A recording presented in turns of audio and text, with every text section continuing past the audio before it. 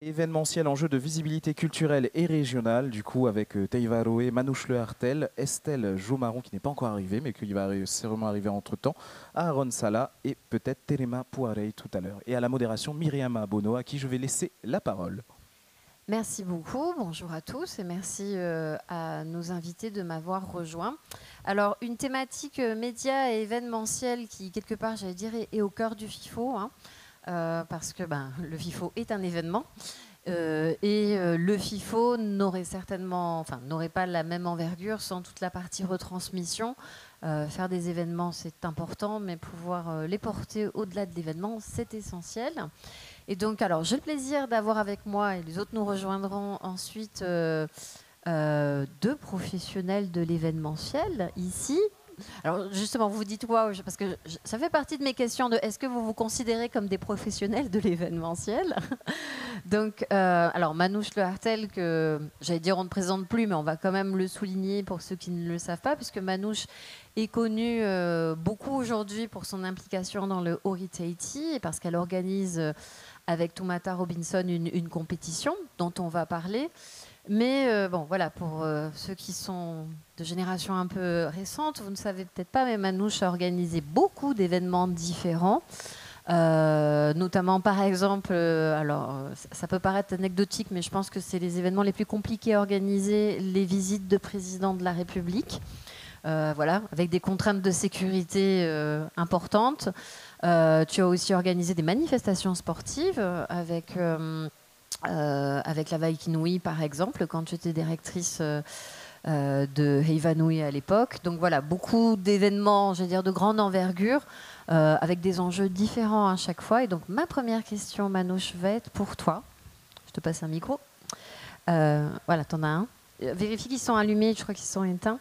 Et donc, en fait, ma première question, Manouche, parce que je viens de le dire, tu as une grande expérience dans l'événementiel. Est-ce qu'on organise aujourd'hui un événement comme on l'organisait il y a 20 ans ou il y a 30 ans? Pas forcément. Je dirais qu'il y a de nouveaux médias qu'on peut utiliser pour valoriser nos événements, mais en termes organisationnels, je parle de l'événement pur, les choses ont très peu... je n'ai pas l'impression que les choses ont évolué. Tout dépend du degré de responsabilité qu'on endosse. Et donc, voilà. Dès le début, les premiers événements que j'ai faits qui avaient de l'importance, ce sont les 7 carnavals de Tahiti. Et les carnavals, eh bien, il fallait veiller à la sécurité, il fallait mettre en place des équipes de secouristes, il fallait s'assurer... Enfin voilà, c'est cet aspect des choses qui gérer les flux de public, gérer les artistes, les délégations, en ce qui concernait le carnaval de Tahiti, puisque les 3 derniers, on avait 20 délégations qui venaient de toute l'île et qu'il fallait convoyer les chars d'un bout de l'île jusqu'ici. Puis les chars, par exemple, une police municipale doit s'arrêter à la fin de son district. Et c'est une autre police municipale qui prend la suite. Donc, toutes ces choses-là, ça n'a pas vraiment évolué. Et en revanche, comment on fait connaître nos événements, comment on rassemble les individus pour qu'ils viennent et qu'ils y participent, pas seulement le public qui est assez passif et qui absorbe des contenus, mais les artistes, toutes les équipes techniques qui participent d'un événement, là oui, les choses ont évolué avec tout simplement la technologie. Et c'est pas forcément plus simple, c'est plus sophistiqué. Alors, je vais aussi poser la même question à Aaron. Hein. Donc, Aaron qui nous vient de Hawaï et qui a été au cœur de la dernière grande manifestation à l'échelle du Pacifique, puisqu'il a organisé le FESPAC, hein, le Festival des Arts. Je ne sais pas combien de nations exactement et combien de personnes ça a rassemblé, mais voilà, si tu peux nous faire un petit peu, nous dresser un tableau de l'ampleur de la manifestation. Alors, ike a kau kini hela wai a manu he upena tuu. I ka noe ka popoe tahi au a ho o punia ala I ka ohu ka ki kapa. Kena I la I luna o ta au ana I tau wahi noe ki ka peko a hei ai ka I amanu o puali. O ke ali iwale no ka umake o taluhi o maua mai nei o ka mākou lea noi ia ea. Wa ikea. O te mua I whaftai le alofa ma le anga le lei o le atua o te whaatu lou atu I le paia o le nei au fia. Bonjour à vous tous. Merci à toi, Miriama, Yaurana. Pardon, j'ai besoin de parler en anglais. So, the Festival of Pacific Arts and Culture this year in 2024 hosted 25 countries, 3,000 participants, delegations, delegate members avec entourage. And so total, I think we had about 5,000 Pacific Islanders in Hawaii for the festival. Like Manoush said, all the logistic pieces of the festival are difficult because FESPAC is only on the surface a cultural engagement. Behind the scenes, it's a government-to-government bureaucratic, diplomatic endeavor. And so the need for us to be respectful of governmental processes as we elevate the practice of culture was an exercise I don't think any of us were actually properly prepared for. This is, in my opinion, one of the challenges that we have in Hawaii. Because Hawaii is a state within the United States, our focus is American. The need for us to refocus our efforts to understand our role as Pacific Islanders within the Pacific region is not something that we do regularly. And so there is a team of us who really spent our youth in the Pacific, who have an affinity for the ways of the Pacific world, who brought that experience into the doing of this work, and then working through government bureaucracies, diplomatic necessities, and the challenge that they present to the doing of cultural work in a cultural environment. And so the need for us to find empathy again with each other is, I think, that spark that ultimately then affects the success of something as large as FESPAC. Alors du coup, ça m'amène à une question spécifique et c'est encore pour vous deux. Est-ce que vous pensez qu'il y a une façon océanienne, polynésienne, d'organiser des événements? Parce que tu viens parler d'empathie, donc on a bien compris le côté organisationnel, sécurité, même politique, évidemment. Mais est-ce que dans votre façon d'organiser les événements, est-ce que vous pensez qu'il y a une part aussi de façon polynésienne de procéder? Manouche. Ah bien, je pense que... On entend? Ok, parfait, excusez-moi. On est des êtres humains comme presque 8 milliards d'habitants. Mais on a une caractéristique, il me semble, nous autres insulaires, c'est nous fonctionnons à l'affectif. Et donc, il y a forcément une manière de faire qui aboutit à un résultat positif. Et à contrario, une manière de faire qui va aboutir à un grand désastre. On ne travaille pas avec, et je l'ai vu même quand j'étais directrice du musée à ta place, Myriama, et je pense que c'est ton côté polynésien qui t'a permis de t'en sortir si bien. C'est une famille et être purement professionnel ne t'apporte que des ennuis. Donc oui, on doit faire preuve d'empathie, on doit faire preuve de compréhension, on doit faire preuve on doit connaître un petit peu les histoires des uns et des autres, les relations que les associations qu'on convie peuvent avoir avec leur gouvernement. Ici, quand il s'agit d'un événement local avec leur tavana, on doit tenir compte de tout ça si on veut arriver à un événement réussi. Et je ne suis pas certaine que ce soit le cas ailleurs dans le monde, où on est juste, on doit être professionnel. Ici, c'est indispensable. C'est pareil pour le Heiva, par exemple. Si tu ne connais pas, si tu le gères d'une manière que professionnelle, eh bien, tu te retrouves à l'ouverture du Heiva tout seul, à Toata, et tous les groupes chez eux. Yeah, the same for you. Yeah. Oui.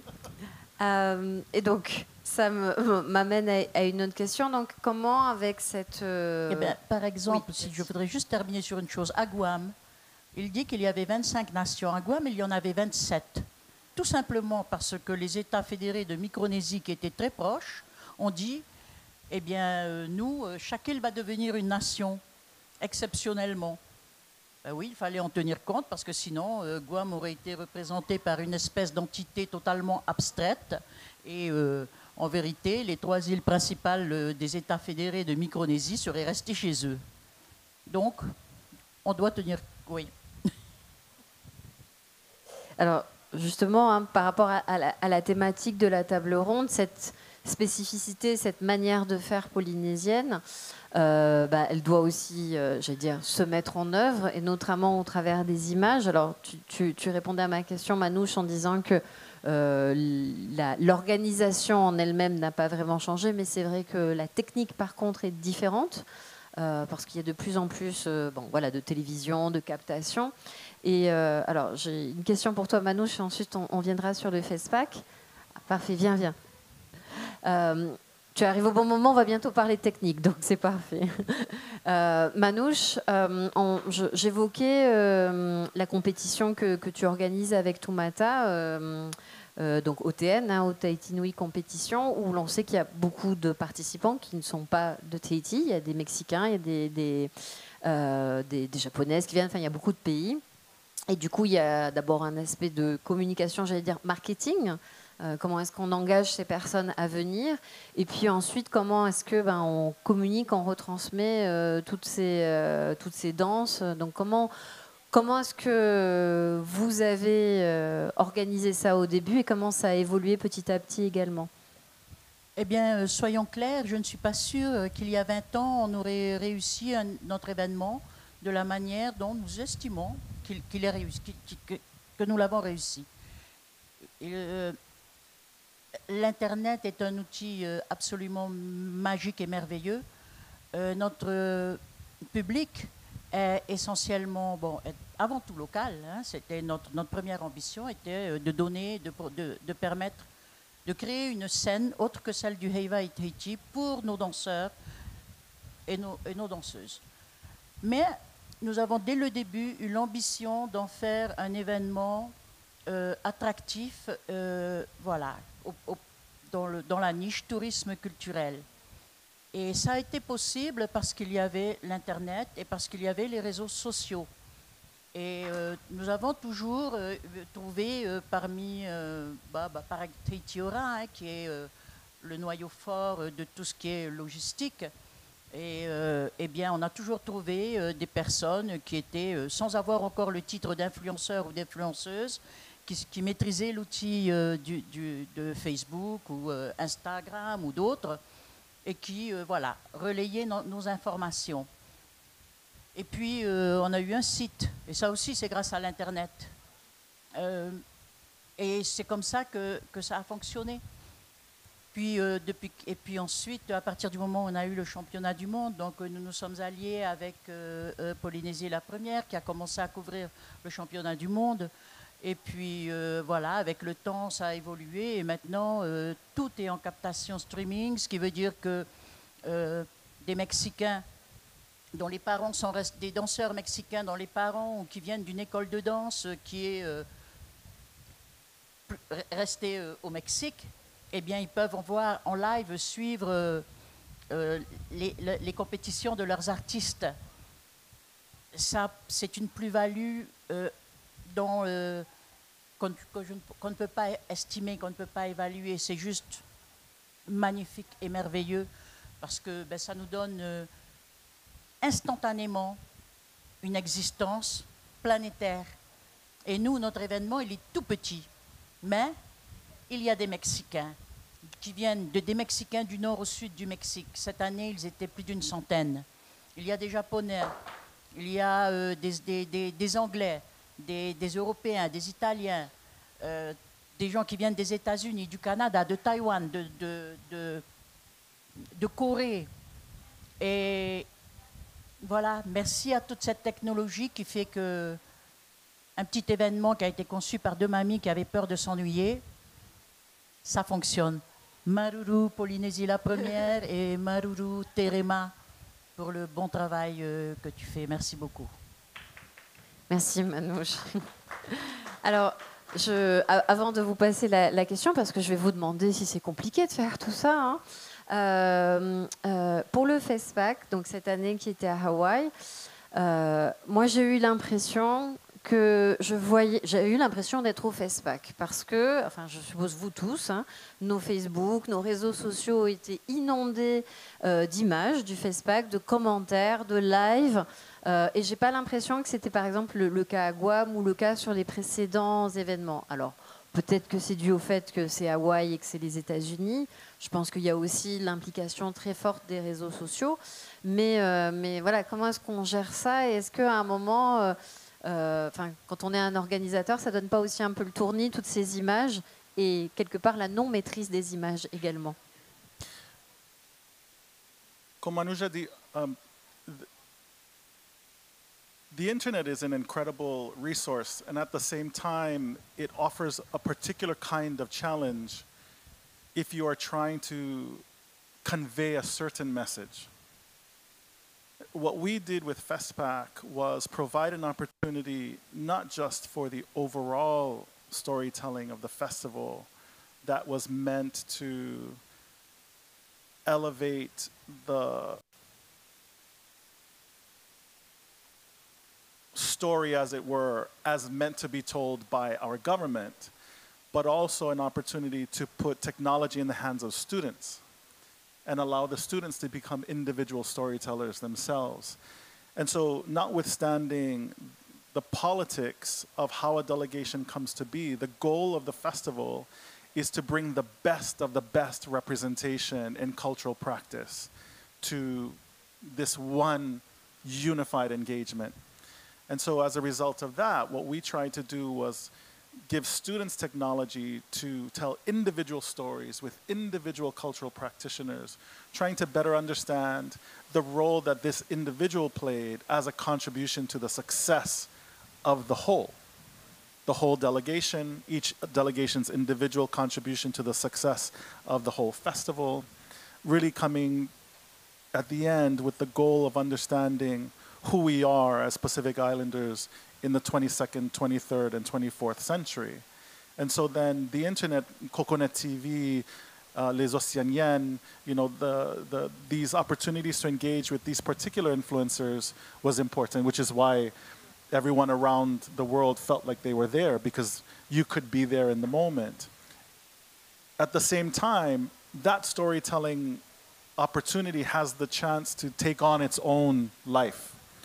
And so the need for us to be rather thoughtful in the ways that we engage storytelling at these levels provides for a kind of nuanced and subtle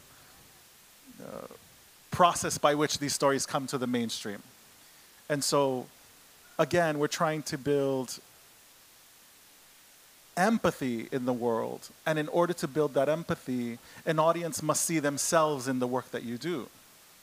And so then the need for us to curate the kinds of stories that get told in order to provide the most robust engagement platform possible is key to the success of the provision and development and design of that empathy.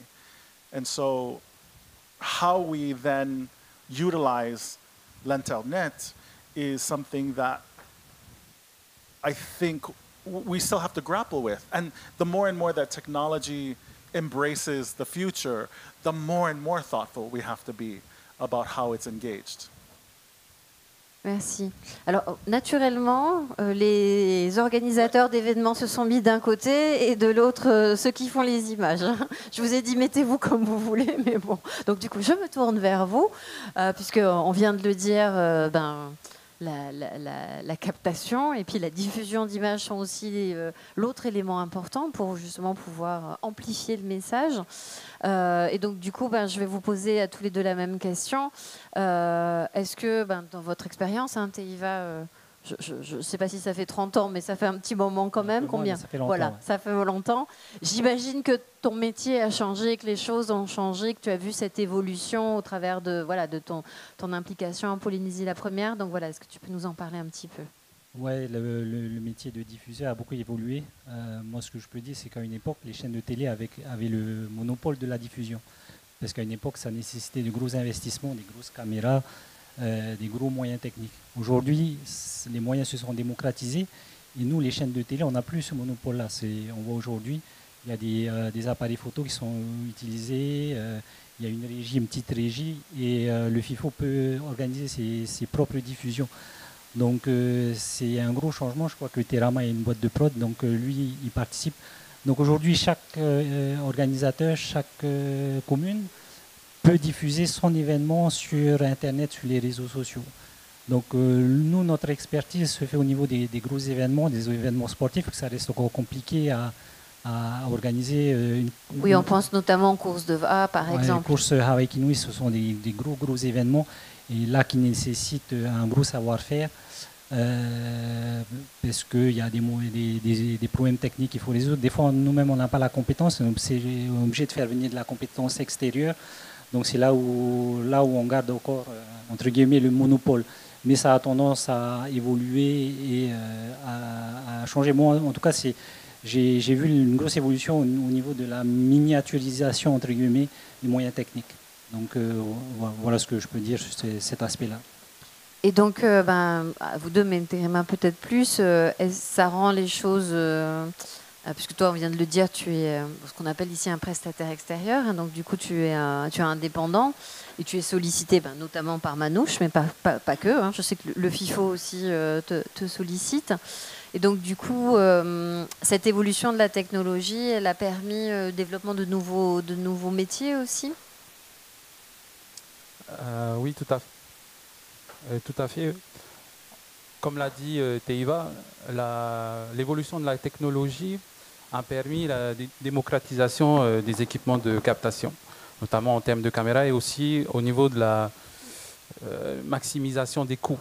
Une caméra, maintenant, ça coûte beaucoup moins cher qu'il y a 10 ans, qu'il y a 15 ans. C'est pour ça que nous, en tant que producteurs et puis en tant que société de captation, on a décidé d'investir. Je vous avoue qu'il y a 5 ans, je me rappelle, je suis parti à la OTN parce que j'essaie d'aller chaque année. Et à chaque fois que j'y allais, on me disait sold out, sold out, sold out. Il n'y avait jamais de place. Je me suis dit, mais pourquoi pas un jour, je ne sais pas, faire une captation en live streaming pour que justement ceux qui sont à l'extérieur, ceux qui n'ont pas eu la chance d'avoir un ticket, puissent assister à cette compétition. Et là, il y a 5 ans, je me suis posé cette question-là. Je me suis dit, il faudrait peut-être exploiter ça, ce filon-là. Et en tant que passionné de technologie et d'audiovisuel, j'ai décidé, je vais investir. Et il faut dire aussi qu'avec la Covid, la quarantaine a fait changer aussi la mentalité. On était resté quand même cloîtrés pendant presque plusieurs mois chez nous. On avait la seule fenêtre qu'on avait sur le monde, c'était la télé et Internet. Donc là, ça a changé. Je pense que ça a formaté aussi une nouvelle vision des événements. On s'est dit, maintenant, après la Covid, il y aura quoi? Qu'est-ce qu'on aura juste après? Il faudrait pouvoir montrer justement à tous ceux qui sont... je pense que déjà au niveau des productions, ils vont se dire, il faut qu'on produise. Les gens, ils ont besoin de sortir, ils ont besoin de s'échapper, de profiter. Et il faut que nous, il faut qu'il y ait un moyen de médiatiser tout ça. Parce que dans un contexte de mondialisation, l'information, elle circule tellement vite maintenant avec les réseaux sociaux. Il faut qu'on soit aussi au rendez-vous au niveau des diffuseurs et au niveau des sociétés de captation. Voilà. Oui, c'est vrai que le FIFO, on est aussi le témoin. Hein, les usages ont changé et la Covid a eu cet effet de devoir nous forcer tous à pouvoir être plus présents sur le numérique. Alors, j'ai une question pour toi, Teiva. Alors, c'est une question globale sur les médias. Un événement comme celui de Manouche, par exemple, alors comme l'OTN ou comme le FIFO, hein, alors il n'y a pas que la partie captation, il y a aussi la partie communication. C'est important de pouvoir communiquer en amont sur les événements. Et pour ça, même si en autonomie, on peut faire des captations, la télévision et les médias classiques, j'allais dire, ont toujours quand même ce pouvoir en plus que les autres n'ont pas. Et du coup, en termes de responsabilité ou de choix, alors peut-être que c'est pas complètement toi qui peux me répondre là-dessus, mais je pense quand même un petit peu. Il y a tellement maintenant une profusion d'images et j'imagine que vous êtes très sollicité pour communiquer sur plein d'événements et qu'à un moment vous devez aussi faire des choix. Donc comment est-ce que vous opérez pour tout ça? Alors, nous, notre ambition, c'est d'être un média généraliste. On n'est pas des spécialistes. Donc il faut qu'on essaye de contenter le plus de monde possible. Mais on sait aussi qu'il y a des marqueurs culturels, sportifs qui sont importants. Donc nous, on essaie de se dire, ah, le Uri Tahiti, c'est important. On essaie de médiatiser cet aspect-là. Après, il faut bien avoir conscience qu'une antenne, c'est 24 heures. Et on ne peut pas diffuser pendant 10 heures, une semaine entière, un seul produit. Parce que si les fans de Uri Tahiti sont contents, les fans de sport, ils le sont moins. Ceux qui donc on essaie de contenter tout le monde. Donc c'est un équilibre difficile à trouver, mais c'est important de le faire. Et c'est pour ça qu'on souvent on diffuse une semaine après des highlights, on va dire, des résumés, des produits qui conviennent mieux à la télévision, par exemple. Donc voilà, mais c'est important, nous, d'être un média généraliste qui parle de tout. Voilà. C'est notre ADN. Oui, puis bon, j'imagine que c'est comme tout, il y a des contraintes de temps et de budget également qui font que c'est pas forcément, tout est pas forcément possible. Oui, voilà, c'est notre rôle aussi en tant que média de faire des choix. On doit choisir, c'est notre responsabilité et c'est ainsi. Donc je me retourne vers vous. Donc on vient de voir évidemment que pour créer des manifestations, on a besoin d'images. Alors bon, c'est un petit peu une question pour pour les deux pôles, j'allais dire, parce que travailler avec les médias, ça implique aussi pour ceux qui font des événements des contraintes. Je pense notamment à tout ce qui va être placement des caméras, voilà, pouvoir penser à tout ça. Et parfois, ça peut être antinomique, ça peut être des conflits. Je vois Manouche sourire. Parce que bon, j'imagine que évidemment le caméraman veut avoir le meilleur angle, veut avoir une espèce d'exclusivité. Parfois, c'est la couleur qui pose problème. Voilà, et que ça n'est pas forcément en accord avec les besoins de l'organisateur, notamment pour la position du jury ou ce genre de choses. Et je ne parle même pas des questions d'exclusivité, voilà, que j'imagine aussi qui doivent faire partie des négociations. Donc du coup, voilà, la question pour vous deux organisateurs, de la même façon, comment est-ce qu'on fait ces choix, où est-ce qu'on place le curseur de l'exclusivité ou pas de l'exclusivité, de jusqu'où on accorde une importance à l'image plus qu'au présentiel, à l'événement. C'est une question très large, hein. Vous n'êtes pas obligé de répondre aux deux. Si vous ne voulez pas répondre sur l'exclusivité, vous n'êtes pas obligé non plus. Manouche, peut-être? Je te sens en pleine réflexion, Aaron. C'est toujours un peu compliqué. Oui. Ça l'était à Heivanui quand la première fois les télés se sont proposées pour diffuser en direct. Et qu'en tant qu'organisateur, eh bien, moi j'avais 3500 sièges à remplir tous les soirs qui participent aux recettes qui permettent à l'établissement de vivre. Donc c'était compliqué déjà, des choix compliqués. Après, même si on tombe d'accord sur par exemple un essai, ou au moment où on s'aperçoit que finalement on va quand même réussir à remplir et qu'on peut quand même avoir un direct, eh bien effectivement, là la question de où on met les caméras. Alors la caméra sur la scène, et comme il y a deux télés, ça fait deux caméras. dans les tribunes. Chaque fois, c'est 4 mètres carrés bon, voilà, qui sont occupés avec derrière du public qui ne comprend pas pourquoi il y a un caméraman qui est installé là, debout ou assis sur un tabouret. Et qui, voilà. Non, c'est compliqué, mais bon, je pense qu'on doit toujours trouver un consensus. On doit trouver un moyen qui permette, parce que ces médias ont autant intérêt que nous à ce que l'événement marche. On dit ça, c'est français ce que je viens de dire.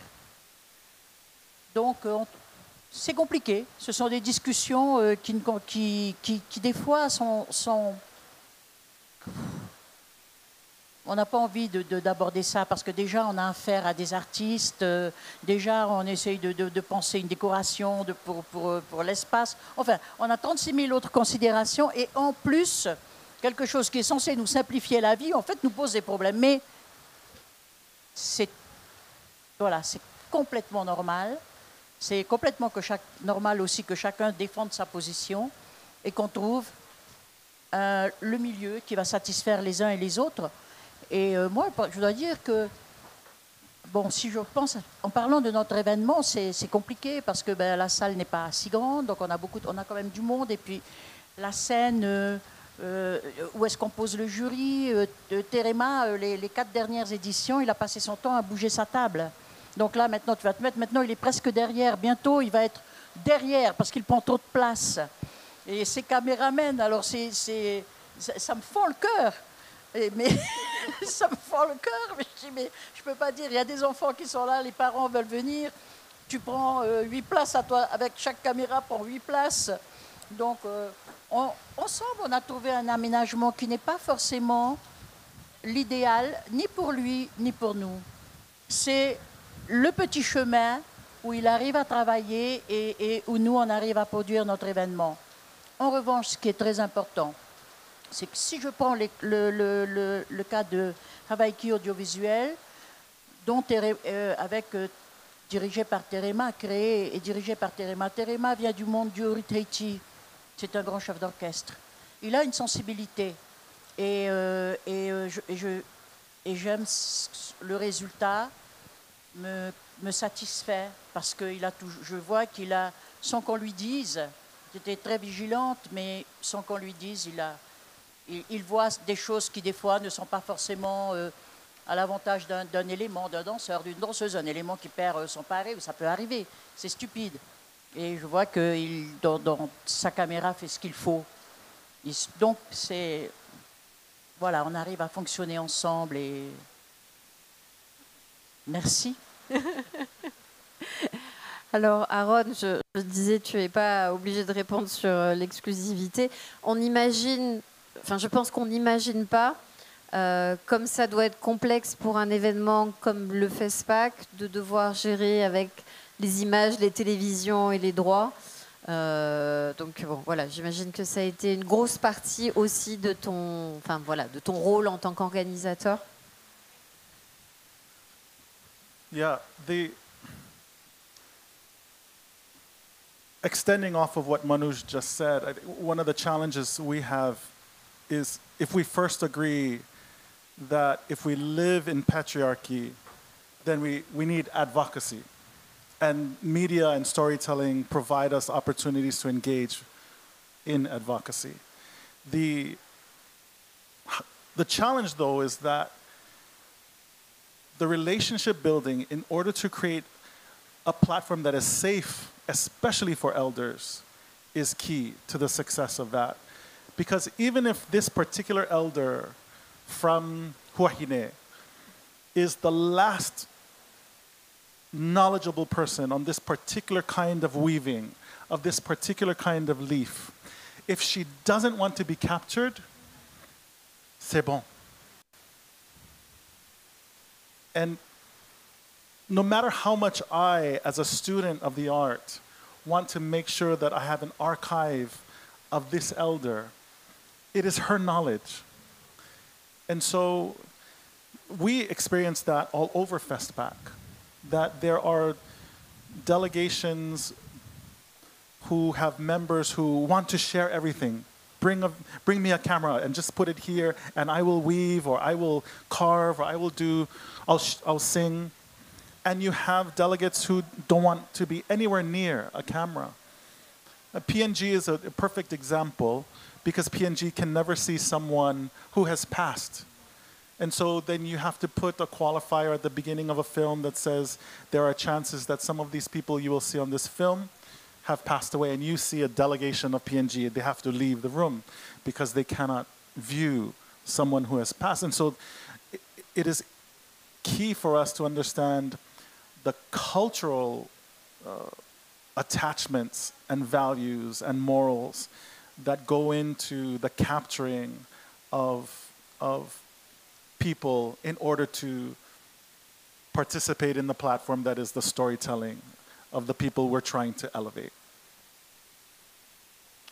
Je trouve qu'on touche un point très intéressant, au-delà de la technique, de la connaissance du sujet, la connaissance des us et coutumes, que j'imagine que, voilà, que ce soit dans un élément sportif ou dans un élément culturel, qui sont des choses qui sont très présentes.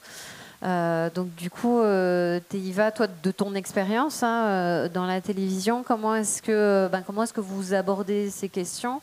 Est-ce que ça se fait sur le tard et à force de connaître les gens, ou est-ce qu'il y a des formations spécifiques qui peuvent être faites? Comment vous abordez tout ça? Pourquoi précisément? Alors, Manouche, par exemple, parlait de Teiva qui, parce qu'il va connaître la danse, qui connaît le monde de la danse, va le filmer, va le mettre en avant d'une certaine façon. Et Aaron parlait, par exemple, au FESPAC, que par exemple, il y a des personnes qui ne veulent pas être filmées. Par exemple, nous, c'est le cas qu'on peut avoir aux Australes, avec des anciens qui, en effet, pareil, ne veulent pas qu'on voit la technique. Donc, ça nécessite quand même une certaine compréhension de tout ça, de tout ce monde. Est-ce que vous, c'est des choses auxquelles vous êtes confrontés aussi, et comment vous vous adaptez, quoi?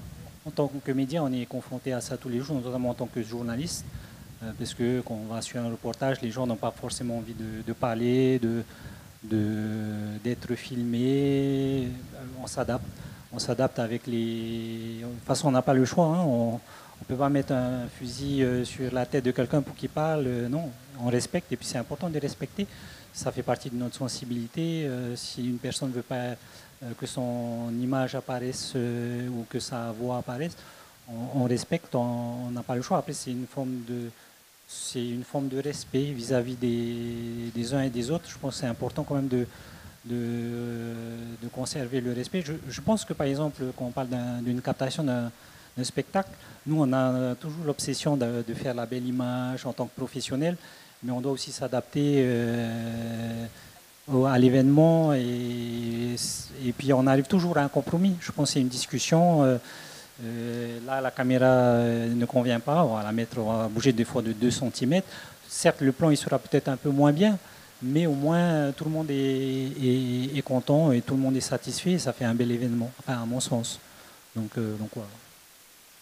Alors du coup, Terema, je me demandais par rapport à ce que disait Manouche, est-ce que toi, tu te spécialises dans un type d'événement? Est-ce qu'il y a des événements, par exemple, est-ce que ton événement préféré, c'est OTN? Non, je plaisante. Mais est-ce qu'il y a des événements pour lesquels tu te sens plus à l'aise par rapport à ta sensibilité de filmer? Question piège.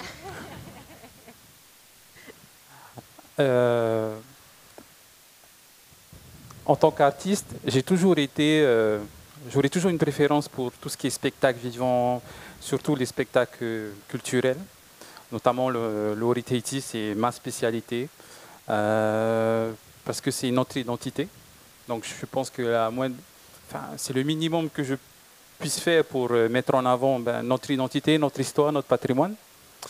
Et par la suite, on essaie de se spécialiser dans tout type d'événements. Ça peut être des conférences, ça peut être aussi les événements d'entreprise, tout ce qui est corporate.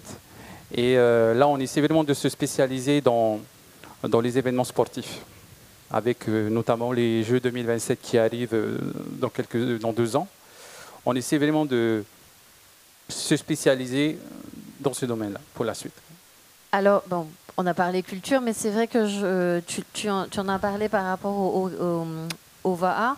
Filmer un événement sportif, du coup, c'est chaque événement sportif va avoir une technique différente ou une approche différente. C'est très différent d'un événement à l'autre. Oui, oui, complètement. Chaque événement est différent. Le VA, on ne peut pas filmer le VA comme on filme le football. Par exemple, des fois, à une époque, on allait sur des reportages pour filmer le football. Tu es obligé de filmer en continu parce que si tu rates le seul but de la partie, le lendemain, pour faire le résumé, on est un peu embêté. Donc, mais c'est surtout en mer, c'est des contraintes techniques parce que souvent, les gens ils ne savent pas, mais il y a des fois des zones d'ombre, des fois où la liaison ne passe pas. Donc on est obligé d'envoyer une liaison au du Temerani, par exemple, ou à Waikinui, pour qu'on puisse avoir tel endroit ou tel endroit. Par exemple, cette année, à Waikinui, il y a un endroit où les liaisons ne passent pas. Donc on est obligé d'anticiper. On va à l'autre bout, on met un bateau à l'autre bout. La personne qui parle, on n'a pas d'image, on essaie de combler, de faire comme si on pouvait suivre la course, mais les gens ils comprennent pas. Ils disent mais pourquoi on voit plus tel ou tel pilote, qu'est-ce qui se passe? Donc nous on essaie de combler. On sait que la liaison l'image, on va retrouver l'image dans 5 minutes, mais on est obligé de faire avec et de faire en sorte que ça ne se voit pas. C'est le plus important, c'est que les gens ils prennent du plaisir en regardant notre antenne et que les soucis techniques se voient le moins possible. Des fois on n'a pas le choix, ça bouge, ça tremble. Donc voilà. Alors ça me fait penser à un autre événement sportif dont on a beaucoup parlé. J'imagine que le surf aussi, c'est encore une autre histoire et d'autres contraintes également. Oui, alors c'était une grosse organisation parce qu'il a fallu assurer des directs notamment pour la France. Il faut savoir qu'en France, ils n'étaient pas ultra favorables qu'on qu'on diffuse tout en direct. Normalement, c'était pas prévu. Après, il y a le directeur Jean-Philippe Lemay qui est là, qui a négocié d'arrache-pied pour qu'on puisse diffuser. Il faut savoir que en France, ils ne pouvaient pas suivre en direct nos événements sur Internet. C'était bloqué. On avait pendant les jours de direct des gens en France qui voulaient absolument voir du surf, sauf qu'il y avait du handball, parce que c'est ça. Et nous, on est le seul endroit au monde où on a pu diffuser l'épreuve de surf de 8h jusqu'à 17h. Et puis c'est compliqué une épreuve de surf parce que s'il n'y a pas de vague, il n'y a pas d'épreuve. Donc on a attendu, on avait il y a 4-5 jours de compétition, me semble-t-il. Je crois que la période de waiting period est du 15 jours. Donc tous les matins, on se réveillait, on se dit ah ouais, il y a des vagues, on attendait le feu vert. Oui, et puis en plus vous êtes obligé de mobiliser l'équipe quand même au cas où. Tous les matins, ils étaient là. Alors, ah non, pas de direct. Ah, on se retrouve à 13h, le prochain call est à 13h, on se retrouve à 13h. Toujours pas de direct. Bon, demain matin. Donc voilà. Après, de ce côté-là, nous, on a été essentiellement diffuseurs, mais les JO ont pris une partie de. C'est eux qui faisaient les images. Nous, notre souci, c'était vraiment de garantir. Parce qu'en France, ils étaient très attentifs à ça, la sécurité des liaisons. On ne pouvait pas avoir de coupure. Donc il y avait, je ne sais pas, plusieurs secours. Il y avait le secours, du secours, du secours. Il y avait 3 secours. Donc il y avait la liaison principale plus les secours. Donc ouais, c'était complexe, mais c'était un bon moment parce que quand on arrive à la finale où on a un Polynésien qui triomphe, ça fait du bien, ça fait plaisir. On était tous suspendus. Ouais. Je pense qu'on était tous avec vous. Et puis c'est souvent, moi je m'occupe du numérique aujourd'hui à Polynésie la Première. On dit souvent que le numérique va remplacer la télé, mais il y a des choses il n'y a que la télé qui peut offrir des émotions comme ça, voir une course, voir un champion, je pense à Léon Marchand, gagner ces 4 nages, c'est qu'en regardant ta télé que tu ressens cette émotion. Et c'est pareil pour Kaoliva, c'est qu'en regardant la télé que tu vibres le match de foot, finale de Coupe du Monde. Tout le monde est devant sa télé parce que c'est quand le but il rentre, on est champion du monde ou on ne l'est pas, mais il n'y a que. Donc je pense que tous les médias sont complémentaires. La radio qui fait vivre des sons, la télé pour faire vivre des émotions, et puis le numérique parce qu'on peut se repasser en boucle les extraits. Donc voilà. Ouais. Non, c'est tout à fait vrai. Alors je pense que. Je voulais juste rajouter. Vas-y, bien sûr. Il y a quand même un point important, c'est que le direct rajoute une difficulté exponentielle à la captation. Le fait de le faire en direct, ça multiplie par 10, par 50 les problèmes techniques. Comme il a dit, il faut un backup du backup. La caméra, elle tombe en panne, la batterie, il faut 3 batteries. Je prends l'exemple des trials. Il faut aussi avoir des gars aussi qui tiennent, parce qu'on parle beaucoup de technique, mais il faut aussi le côté humain. Je me rappelle le jour des trials, l'année dernière, là, j'avais un cadreur, il était 6 heures, on venait de lancer le premier call, et il m'appelle, il me dit, j'ai le mal de mer, là, j'arrive pas à tenir. Ça n'a même pas commencé. J'ai dit, tu es obligé de le faire revenir et d'envoyer un autre gars. Donc il y a toutes ces contraintes-là, et en direct, c'est pas la même chose. C'est vraiment pas la même chose. Par exemple, à Hawaii Kinu, on a des caméramans qui restent pendant 4-5 heures à filmer une épreuve de surf, ça bouge, ils doivent cadrer et faire de belles images. Et ça, moi, je félicite tous les cadreurs parce qu'ils font un boulot remarquable. Mais même tout ce qui assure les liaisons, le son, parce qu'on oublie souvent l'audiovisuel, c'est de l'image, mais aussi du son. Tu peux avoir la plus belle image, si tu n'as pas de son, ben, les gens ils partent. Donc voilà. Mais non, c'est sûr, vous faites bien de le souligner. J'allais dire, c'est encore plus essentiel dans les événements culturels. Le son fait évidemment partie aussi de la dimension qui ajoute à l'événement. Alors, on arrive bientôt au terme de notre échange. Donc, du coup, je pense que si le public a des questions, parce que moi, j'ai encore plein de questions, je peux poser plein de questions, mais si vous en avez, n'hésitez pas, que ce soit sur la partie organisationnelle, événementielle, ou sur la partie technique, mais vous avez vu qu'ils sont aussi plein de passion. Donc voilà, est-ce qu'il y a des questions dans le public? Non, il n'y a pas de questions. C'est pas grave, hein. Je continue alors. Si, oui, tu as une question? Oui, vas-y.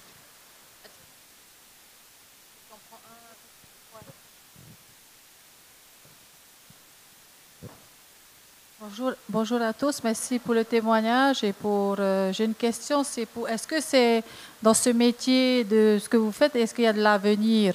Est-ce que peut-être ça intéresse d'autres à faire ce métier-là? Oui, je pense qu'il y a de l'avenir, notamment dans tout ce qui est numérique. Maintenant, il y a de la place pour tout. Comme je disais plus tôt, nous, en tant que chaîne de télévision, on n'a plus le monopole de la diffusion. Il y a des boîtes de prod. Donc, ce sont des compétences qui, de toute façon, seront utiles, surtout si on veut faire rayonner notre culture au-delà de nos frontières et puis faire en sorte que nos événements arrivent dans chaque maison, sur chaque téléphone. Donc, ouais, oui, c'est des compétences techniques qui sont pas faciles à acquérir. Donc, les gens qui sont bien formés, ils ont, enfin, je sais pas, je parle sous le contrôle de Terema.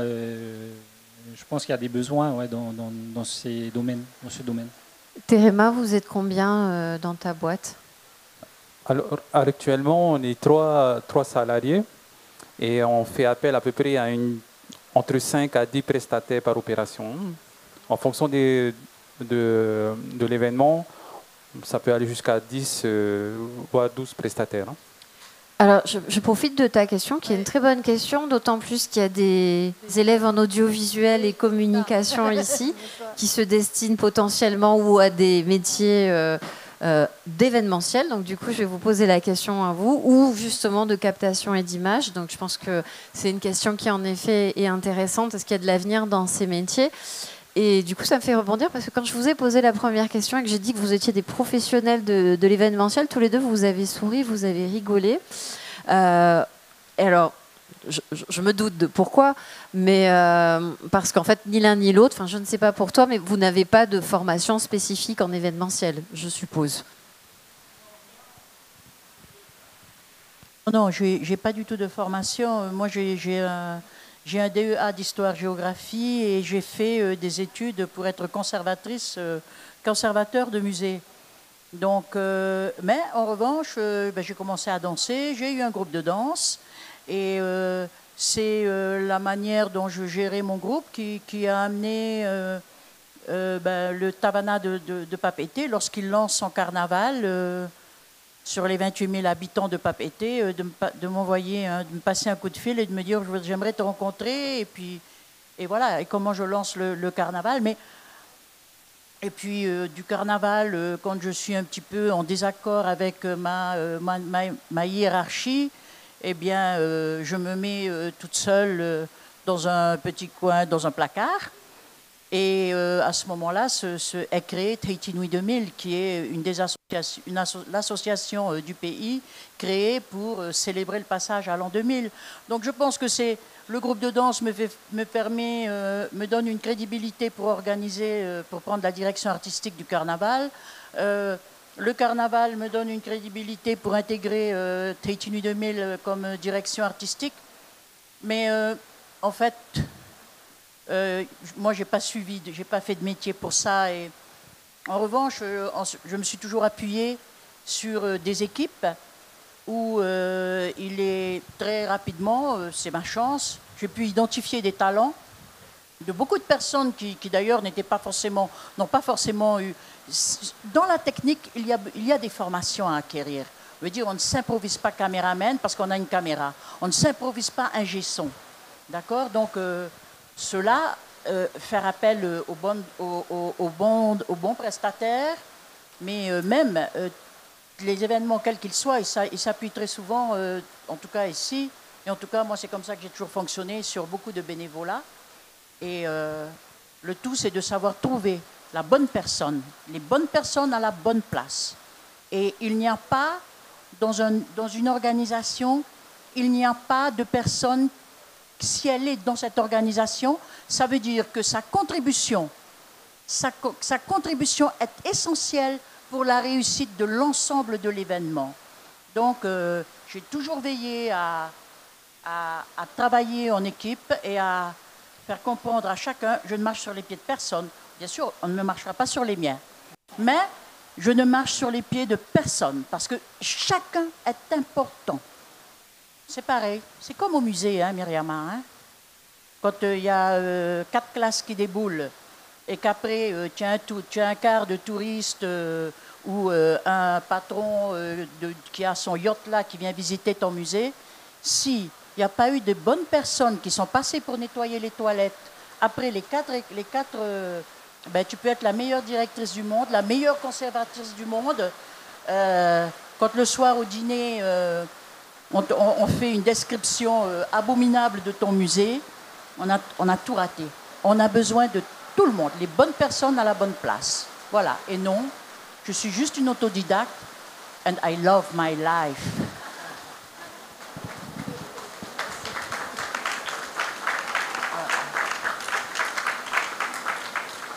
Bonjour à tous, je voudrais juste profiter qu'il y ait des élèves ici pour leur dire qu'ils ont fait le bon choix, s'ils s'orientent vers la production audiovisuelle, car c'est un métier qu'on fait par passion. Ça veut dire que c'est pas un métier... Enfin, c'est vrai qu'on peut toujours apprendre à manier une caméra, etc. Mais ceux qui font carrière dans l'audiovisuel, ce sont des gens qui sont passionnés. Et la plus grande satisfaction qu'on puisse tirer, c'est de pouvoir voir ces images voyager. Et surtout, on peut être acteur d'un message. On peut porter un message. Donc, c'est très important de continuer et de savoir qu'il y a toujours des débouchés. Parce que même nous, hein, à Police la Première, et dans les premières en général, il y a besoin de relève. Parce que la relève nous permet de progresser, notamment dans l'appréhension des nouveaux outils qui vont vite. Maintenant, on est plus au numérique, mais on est toujours dans le cadre de l'image et du son. Et aussi dans l'infographie. Donc, juste leur dire que le choix est bon. S'ils sont passionnés, ils vont y arriver. Et ceux qui créent qui sont dans l'événementiel, eh bien, grâce à eux, on retranscrit et surtout on met en avant les talents. Et ça, c'est un mélange de tous, avec les cadreurs, tout le monde, et les événementiels, et pour faire une unité. Donc c'est le produit qui va voyager. Alors, je voudrais juste vous montrer la différence entre ceux qui sont dans la partie audiovisuelle et ceux qui sont dans la partie événementielle. Donc, les élèves qui sont dans l'audiovisuel sont tous restés derrière leur caméra. Et les élèves qui sont dans l'événementiel, vous venez de les voir courir sous la pluie pour aller bouger. Voilà. Donc, mais les deux sont très bien, en effet, c'est complémentaire. Mais je dis ça parce que je trouvais que c'était assez intéressant et que ça montre bien aussi que, comme on le dit souvent dans l'événementiel, il faut être tout terrain, il faut être capable d'avoir plusieurs casquettes. Donc, du coup, je reviens aussi à toi, Aaron. Donc, je suppose, même si je ne le sais pas complètement, que toi aussi c'est pareil, tu n'as pas forcément fait des études d'événementiel, mais que tu y es venu par la vie, j'allais dire. C'est la même pour moi. Comme Manouche a dit, je suis une fille pacifique, je suis un enfant pacifique, je suis un garçon pacifique. Alors j'ai besoin de suivre Te Ara Tupuna. C'est là. Et bien voilà. Donc, ah, pardon. Vas-y. Oui, Yorana, merci beaucoup pour l'échange, très intéressant, les parcours des uns et des autres. J'aurais une question pour Terema sur l'aspect... Bon, pour travailler un peu ensemble, tu es quelqu'un qui anticipe beaucoup les choses au niveau de la technique, qui te pose des questions. Et ce qui m'intéresse, c'est que tu puisses nous expliquer un peu comment se met en place un événement sur des plateformes internationales, sur du streaming, sur des plateformes qui existent. Est-ce qu'il y a des points bloquants? Est-ce qu'il y a des histoires de zones? Comment est-ce que tu organises? Alors peut-être la question elle est un peu générale, mais c'est pour avoir vraiment que tu déblayes un peu cet univers-là qui peut sembler à beaucoup de personnes assez étranger. En fait.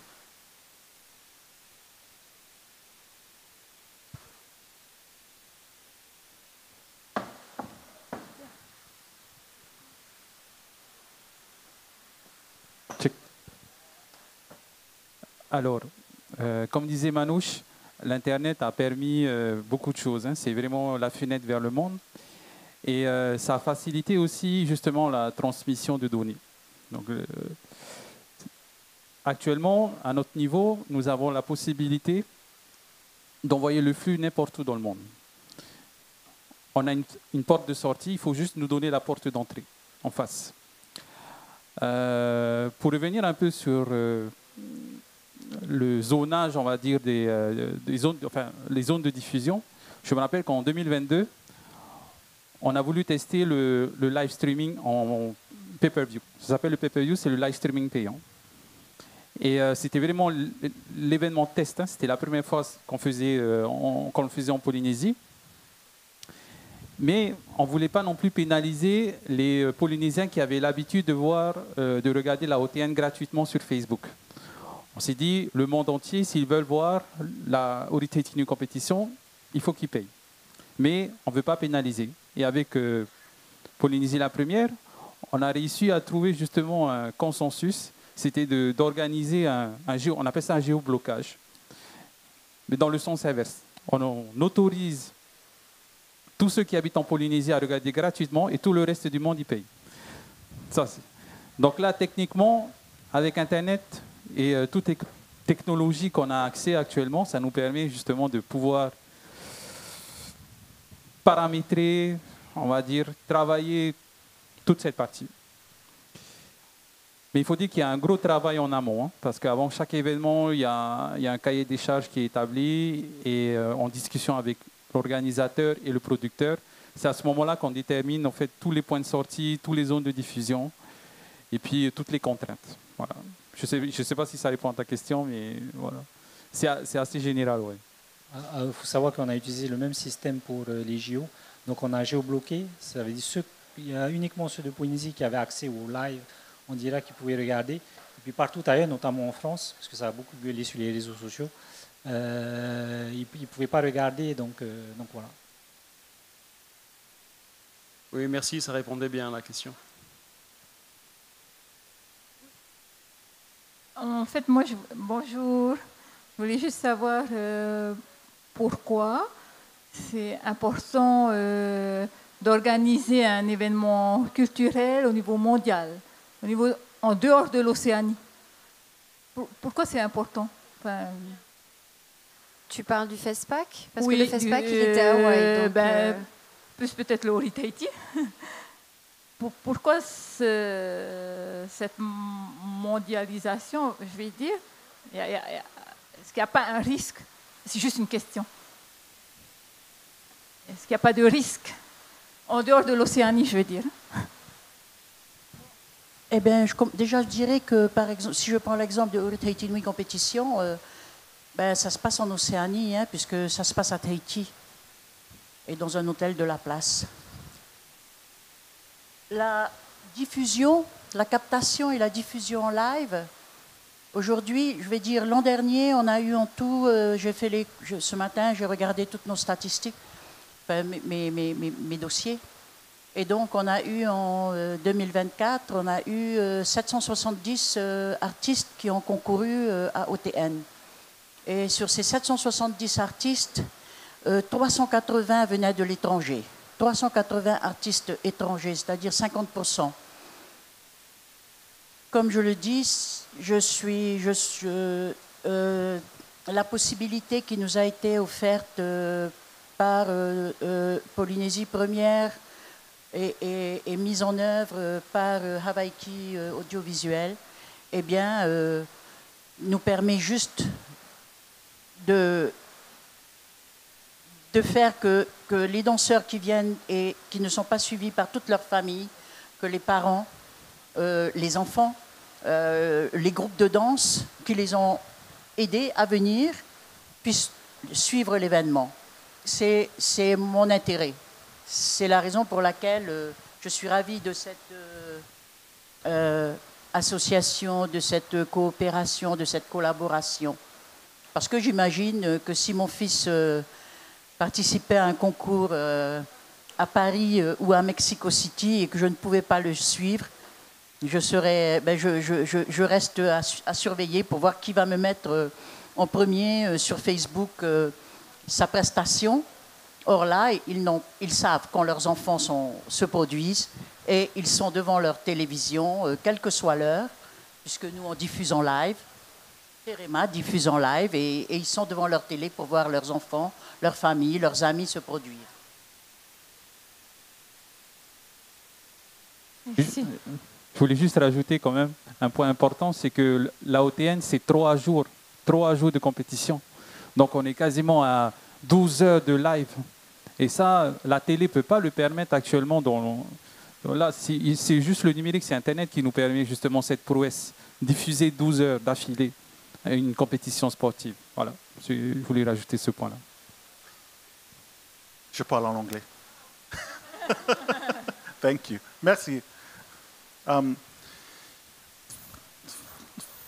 For me, direct response to your question is it's existential, because we are in the process of saving the world from itself through the stories of our people.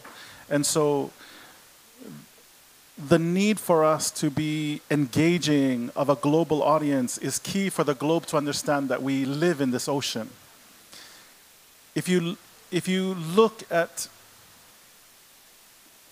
the global politics of the region now, with China and its influence in the south, France and Russia, its influence in the center, America and its influence in the north, we run the risk of losing contact with ourselves if we allow them to tell the stories of us. And so then the need for us to be engaging of a global audience in telling the stories of our people in our way is key to the survival of who we are as an ocean people in the world. And so there is this need for us to be engaging of our own families that reminds us that we are Pacific people, close and connected by this ocean. But there is also this need for a global audience to understand the diversity and unity of the people that live in the Pacific. And so for that reason, then, too, the internet is key, but not just the internet. The ways in which we engage investigative journalism, the ways in which we engage students of storytelling and professionals of storytelling and elders in their weaving and youth in their dancing is really key to maintaining this direct connection with dancers in Native America and dancers in Amazonia and dancers on Afrique. And so that responsibility I take to heart, because it is the way for us to build empathy in the world.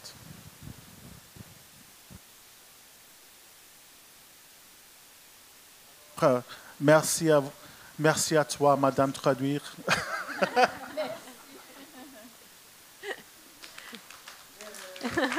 Oui, on peut applaudir les traducteurs, les interprètes qui font des prouesses, on ne s'en rend pas compte, mais voilà, qui sont avec nous et qui nous permettent de pouvoir tous communiquer ensemble. Tu as une dernière question, parce que j'allais dire c'est la dernière question, vas-y. Pardon, merci. Est-ce que la question de la transmission dans les compétences qui sont les vôtres en termes d'organisation sont prises sont abordées ou commencent à être abordées à votre niveau? C'est-à-dire qu'après vous, est-ce que vous avez identifié des personnes? Est-ce que vous en formez certaines plus que d'autres? Vous les mettez dans des responsabilités de plus en plus importantes pour qu'il y ait une continuité de vos actions? Je pense qu'il est un petit peu jeune et je crois que moi je peux en parler puisque je viens de fêter 68 ans. Donc, il a encore tout l'avenir devant lui. Je dirais que quand je parlais d'équipe et de l'importance de tous les rouages dans une équipe pour que les choses, j'y crois. C'est pas j'y crois, c'est mon credo. C'est pour ça que j'ai réussi tous ces événements auxquels j'ai pu participer. Les bonnes personnes aux bonnes places. Et ces bonnes personnes aux bonnes places continuent à participer à tous mes événements. Et en ce qui concerne Haiti Nui Compétition, on a fêté nos 10 éditions et c'est vrai que j'ai suggéré à Toumata qu'on arrête en lui disant écoute, on va maintenant voyager et faire passer du bon temps. Et elle m'a répondu la chose suivante, affreux, on va s'ennuyer. Qui peut s'ennuyer dans notre pays? Moi, je ne m'ennuie jamais. Mais bon, j'ai compris le message. On n'allait pas s'arrêter. Et bien sûr, et donc on continue. Mais on continue en assurant nos arrières. Donc on a à tous les niveaux clés dans la gestion de l'ensemble du staff, dans la partie informatique qui est essentielle parce que les résultats doivent tomber. Vraiment, on ne peut pas attendre, quoi. On ne peut pas dire vous aurez les résultats demain. Non, non, ça n'existe pas. Et dans la partie communication, eh bien, on a des jeunes qui sont là et qui prennent la chose à bras le corps. On se rencontre assez souvent parce que, au-delà de l'aspect spécialiste, c'est leur spécialité qu'ils maîtrisent mieux que nous. On essaye, je les vois assez souvent, on les voit assez souvent pour qu'ils comprennent une certaine philosophie. Pourquoi on a fait ça? Quels sont nos objectifs? Pourquoi on doit parler de telle manière? Non. Là, vous employez tel terme. C'est pas comme ça que ça marche. Ça marche pas dans ce pays. On peut être professionnel, mais ces termes, ces mots-là, on ne les aurait pas employés. Et si on les avait employés, on n'en serait pas là. Donc, ne les employez pas. Enfin, voilà. Et on transmet. Et comme je dis, ils participent aussi tous ceux avec qui j'ai fait en 2008 ma première élection de Miss Tahiti. Il y avait des jeunes de 20 ans qui y participaient. Ils sont aussi dans OTN aujourd'hui. Je pense que je peux témoigner de ça parce que moi j'ai eu la chance pour le FIFO et pour le musée d'avoir l'enseignement de Manouche qui en effet me disait c'est pas comme ça qu'on dit, c'est pas comme ça qu'on fait. Et qui voilà, a préparé la relève avec beaucoup de j'allais dire de sévérité, mais c'est pas le mot, d'exigence. Et bon, juste pour le dire, c'est aussi ce que le FIFO essaye de faire, au travers notamment des élèves qui sont là et de tous ceux qui sont passés, de préparer l'après, parce que je pense, et je vais te laisser en parler après, je pense que ça fait aussi partie peut-être de... Tu parlais de notre mission face à ce monde global. J'ai l'impression qu'ici en Polynésie et dans le Pacifique, on est conscient de cette nécessité de passer à la génération d'après, de ne pas attendre. Et peut-être que ça, c'est quelque chose que nous apportons au reste du monde. On est peut-être plus conscient de notre temps très court sur Terre et de la nécessité du coup de former derrière, il me semble. J'ai juste commencé. Je pense que je suis un étudiant de la Madame Si. Tous, yeah. You know, I think because of the way that we value the passing of knowledge, it is natural for us to assure that there is always a line of succession that maintains the work. And hopefully the value of that work is grounded in the values of the culture of this ocean. And how that value, though, is expressed over time is dependent on how the next generation comes to those values. And so there is an openness to the expression of culture over time, but hopefully that expression is still grounded in the values that have burned themselves into the firmament that are, or the same values that informed our kupuna. Alors, je pense que la question s'adresse aussi à vous pour la transmission et la génération d'après. J'imagine qu'à Polynésie Première, vous recevez beaucoup de stagiaires et d'étudiants et que vous faites beaucoup également pour les scolaires, pour encourager les vocations. Effectivement, c'est important chez nous de former, parce qu'on a pas mal de journalistes qui partent à la retraite. Donc c'est important, on a pas mal des nouveaux qui arrivent. Donc on essaie de bien les former à la fois au niveau des compétences journalistiques, mais aussi des compétences de langue. Et surtout qu'on est dans un monde qui évolue beaucoup. Moi, personnellement, mon métier, il a changé. Il est différent aujourd'hui qu'il était il y a encore quelques années. Donc, la technologie évolue, les médias, et donc notre savoir-faire aussi doit évoluer en même temps. Mais c'est important, hyper important pour nous de nous assurer que les jeunes journalistes soient bien formés pour qu'il y ait toujours cette continuité entre l'ancienne génération de journalistes et les nouveaux. Voilà. Moi, j'ai envie de dire que la transmission, elle se fait tous les jours, parce qu'on apprend tous les jours. Et à Hawaiki Audiovisuel, on a une politique, c'est d'accepter les stagiaires chez nous, parce que pour nous, on se dit que c'est l'avenir de la Polynésie, il faut qu'on les forme. Et donc on reçoit des stagiaires qui vont du lycée jusqu'à l'ICEP. Récemment, on a eu 2 stagiaires de l'ICEP. Et ça s'est toujours bien passé. Donc on essaie de transmettre, de partager notre amour, notre passion, mais aussi notre savoir-faire et notre expérience. Voilà, c'est quelque chose d'important. Voilà. Eh ben, merci à tous les 4. Je pense que ce sera le mot de la fin. En tout cas, merci à vous d'être restés avec nous. Ça y est, la pluie s'est arrêtée. En plus, c'est parfait, on ne sera pas mouillé. Et donc, c'était la dernière table ronde de ce FIFO. C'est ça. Voilà, c'était la dernière table ronde déjà du FIFO du 22e. Vivement les prochains. Ça passe trop vite, ça passe trop vite. Voilà, ça passe trop vite. Et ben, merci à vous pour tous ces partages.